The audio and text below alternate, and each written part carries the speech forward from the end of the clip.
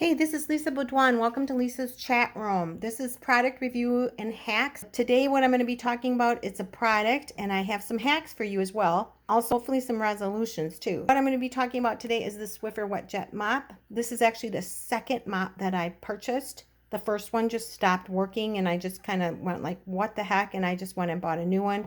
Second time around, I'm like, oh my gosh, I can't afford this. And I only had it for a year.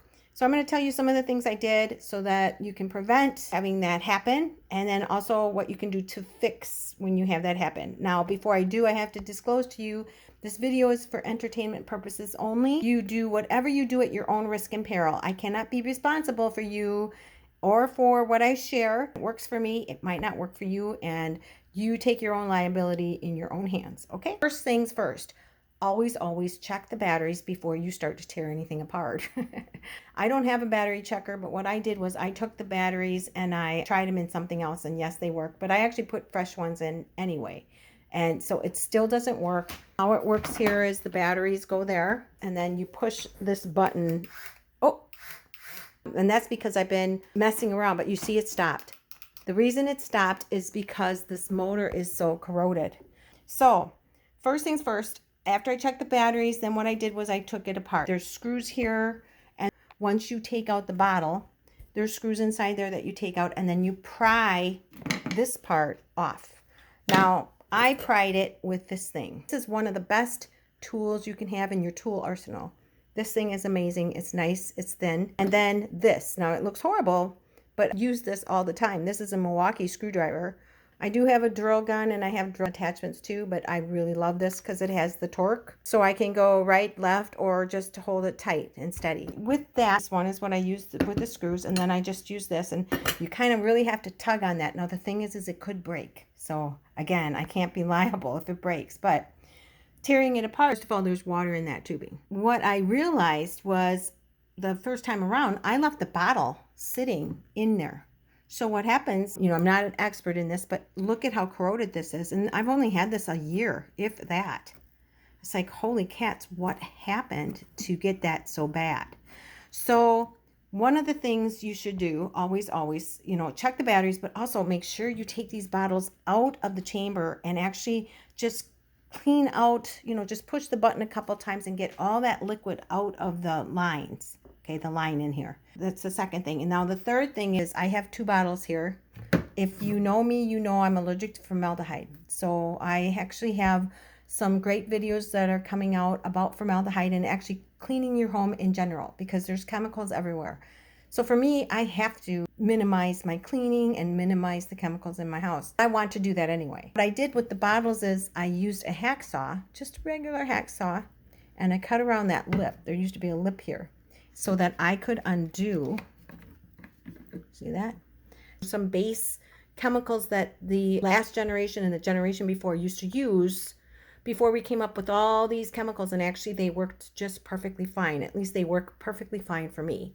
So this is a really great way to get rid of some of those chemicals in your house as well. And so that's how I clean. Always make sure you take the bottles off. Okay, so I went and grabbed my flashlight because I'm going to try to show you inside. It's very hard to see in there. There's coiled wires, if you can see that. And there's like probably an iron core, kind of something that looks like a nail, and that motor spins around. So the problem is that the rust has gotten into that motor. You have to just keep pushing. Now what I do is I use a nail. Now again, you do this at your risk and peril. You don't want to cut the wires. You got to be very careful, because this could cut the wires. I'm trying to think of a better tool to use, but I can't find anything yet. So this is what I use. So I'm going to put you on pause and I'm going to clean it or make it spin. Okay, hold on. Okay, so I've done it just a little bit, so I'm just going to press the button. You can hear it's really noisy. There's rust in there. I actually, when I'm taking my nail and I'm going in there, some debris is flying up. Every once in a while, this is what I do. And make sure that once you're done, you're going to want to get as much fluid out. Now, see, there's still fluid in here. This is what's interesting. There's still some fluid in here. So, but the other thing is, I'm trying to figure out, I'm looking at it, and you can see the tubing is in the back behind the motor. What I'm going to do is I'm going to buy one and I'm going to open it up right away to see what it looks like. So I will do another video with this. I will attach it when I'm done. But just for now, you can see how corrosive there's stuff in the base of this, in the plastic, where it just corroded out. And it's like, how did that happen? Why wouldn't they put some kind of a barrier between the liquid and the motor? Because I can't think of any other thing that would create such a issue. Now, the other problem though, vinegar is very, very acidic. Even distilled vinegar, that's only like 5%, but because I use vinegar, maybe that's the reason. So, you know, that might be my bad. Again, what I do now is I take the one that has vinegar and water and I clean, and then I use the one with water only and run it through. Then I take them both out. The water's not dripping. Could be my bad, but the thing is a lot of people have this problem. So is it because of me? I don't know, but at least I'm sharing this with everybody. And so I hope it helps someone. It works instead of having to replace it. Trying to get where you can see. See that? See the coils? So just be really careful when you go in there with your nail or whatever you use not to cut those coils, because you don't want to cut the coil. Then you just put it back on. Now putting it back on is kind of a pain. You have to kind of get it completely right, and I can't do it with the camera on because I'm holding the camera. So, but you basically put it all back together and then you kind of push this in and snap it down. You screw it on and then voila, you're done.